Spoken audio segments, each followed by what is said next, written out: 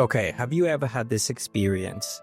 You're lying awake in bed, replaying a conversation that you had, something that didn't go so well. Maybe you're replaying what you should have said or shouldn't have said, and it's keeping you awake. You can't let it go.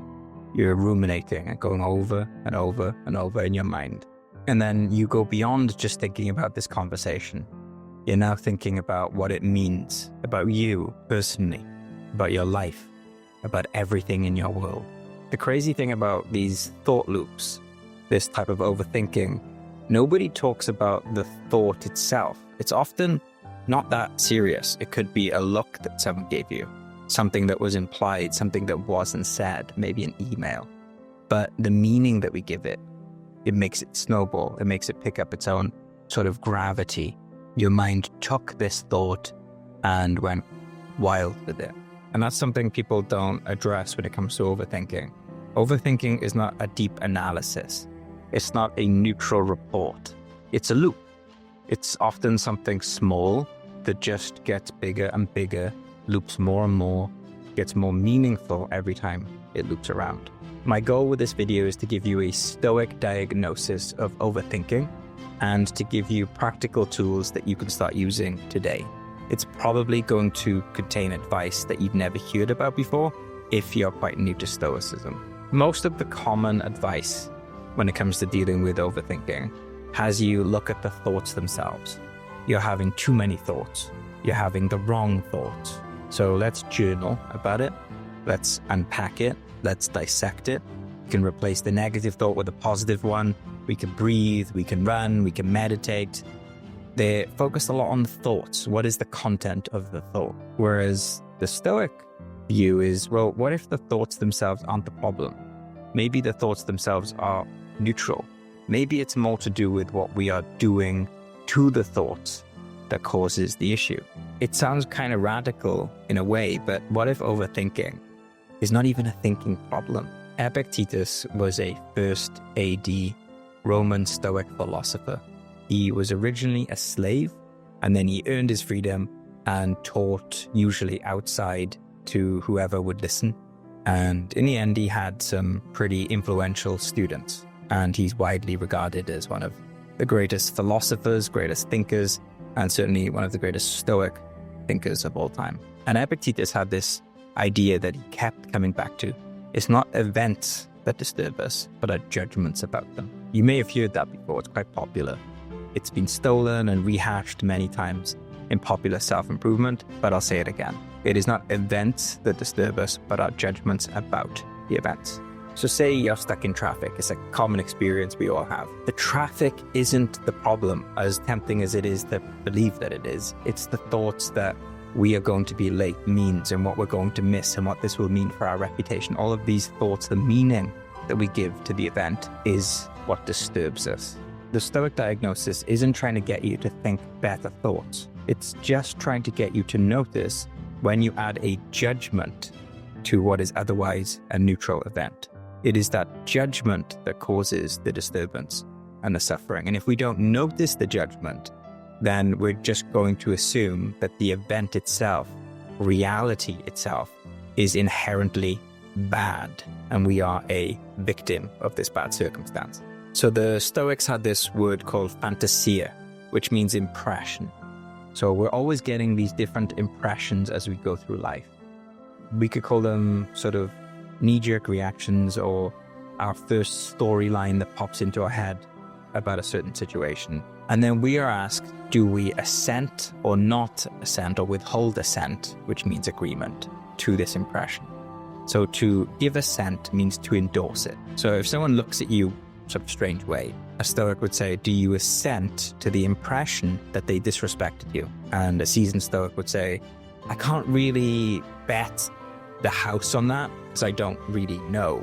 I couldn't say with 100% certainty that was the case. That's why they looked at me that way, because they disrespected me. So I'm going to withhold assent. The untrained mind will say, no, they disrespected me because I felt that was the case. They give assent, they endorse, they agree, they fully believe the impression that first hits them. Marcus Aurelius had this great line. He said, If you are distressed by anything external, the pain is not due to the thing itself, but your estimate of it. He's sort of paraphrasing Epictetus here, but the estimate, I like that word, the estimate of it, not the thing. And so coming back to the topic of overthinking, it's not a thinking problem. The Stoics would say the reason why you're lying awake, ruminating several layers deep into this overthinking chain is because somewhere along the lines you added a judgment. And your job isn't to stop thinking, isn't to replace the negative thoughts with positive thoughts, but to locate the judgment. What was the first judgment you added to this event? And more importantly, when I examine this judgment, does it hold up? The first practical exercise to help with overthinking is really simple. It's to try and find the first impression. And to do this, you just ask the simple question, what actually happened? In a lot of CBT exercises, right at the top, before you do anything else, they'll say, describe the event in neutral terms. What actually happened? Not your judgment, not the storyline about it, but what actually happened. And then when you've located that, you can ask yourself again, okay, but what really happened here? What was my initial impression? What did I think the second this thing happened? As you ask yourself this question, you still find that your mind wants to interpret and add judgments. So just keep going. What actually happened? What actually happened? This is not to dismiss how you're feeling, of course, that's not the idea here, but it's just to find out what was the actual event. What was the first thing that happened before we added any judgments to the situation? To our surprise, we'll often find that not much happened. It's usually pretty small most of the time. The second exercise is to filter the thoughts through the dichotomy of control. A lot of us have heard of the dichotomy of control, right? It's like something happens, we can do some things about it and other things we can't do, right? It's almost like the world is divided into things that are completely up to us and things that are not completely up to us. So the weather is not completely up to us, but how we respond to the weather is up to us. So this is one of the core Stoic ideas, but it can also be applied to thoughts as well. Some thoughts just come to us. They sneak up on us in the middle of the night. Minds are not blank. They're thinking machines. So when a thought comes, you can ask yourself, is this thought up to me? And usually it's not, right? It just comes.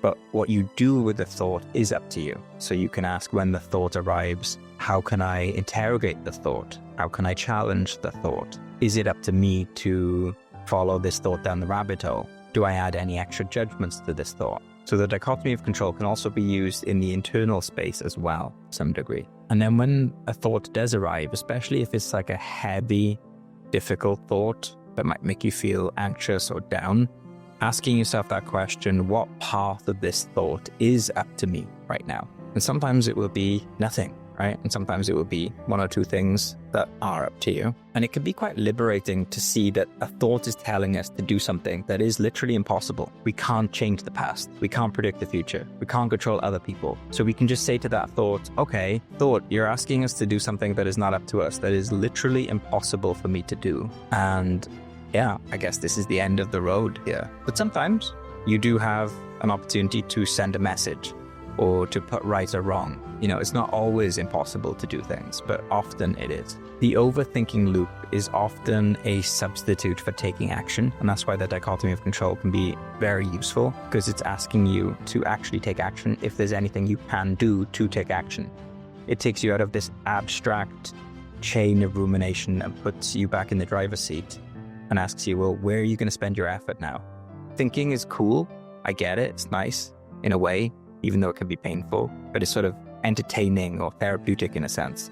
Let's put down the thoughts that we don't have control over, and let's ask ourselves what we can actually do today or tomorrow to solve this. The third exercise that I recommend is the rational observer exercise. So the Stoics often contemplated role models. They would say, you know, what would Socrates do in this situation? It's a good exercise to do. Or they had this contemplation of the sage, which means the ultimate wise person. I don't think we need to go that far. Just asking ourselves the question, what would a very calm and rational person do in this situation? How would they process this event. If you want to make it even more tangible, just think back to a time when you meditated, or you did yoga, or you went for a long run, or you did something that made your body feel very grounded and very calm. And imagine what that version of you would think, say, or do in response to this event. This creates a nice bit of separation between us and the overthinking that we're experiencing. And the idea here is, when you're ruminating and when you're thinking, is not to suddenly feel good about the thought, but it's a question of, do I check my phone for the 9th time? Do I catastrophize that everything's going to go wrong in the world? Is that what the wisest, calmest version of me would do? And we usually know the answer, but that can give us a little bit of a push just to get us out of that loop. So those are the 3 Stoic moves that I recommend. The first one is to strip back the impression, go back to the original event, keep asking what happened, what happened. The next thing to do is to ask what is within my power here and what is not up to me, using the dichotomy of control. And then the third technique is the rational observer technique, asking what would a role model do, or what would the wisest, most calm version of myself do in this situation. You don't need to use all 3 techniques all of the time. Sometimes just one will be enough. But the idea here is that we stop thinking that overthinking is a thinking problem. And instead we realize that it's those subtle judgments we're adding to the event that is causing the suffering. And what's really useful about these 3 tools is they get you out of the loop. They give you something concrete to actually do the next time you're stuck in one of these spirals. If you just want a really simple practice that you can start using today, and you can do this even when you're not in a thought loop, just ask the question, what has actually happened and what am I adding to it? You can journal about that, you can think it through, you can meditate on it, but that is really, really useful, and it's a core Stoic technique. If you can get good at answering that, here's what happened and here's what I added to it, and become an automatic skill, you will be shocked. You'll find that overthinking happens way less, and you'll have a much more clear head to be able to deal with situations as they come. If you want to go deeper with this, I've created the Stoic Power Challenge. It's 7 days long. It's completely free. It's got a PDF, and every day there's a specific Stoic technique to essentially teach you about the basics of Stoicism, but also a specific practice that you can apply every day, like amor fati, premeditation with adversity, the view from above, and so on. The link to that free challenge will be in the description. And if you like this video, please consider subscribing. I'll see you in the next one.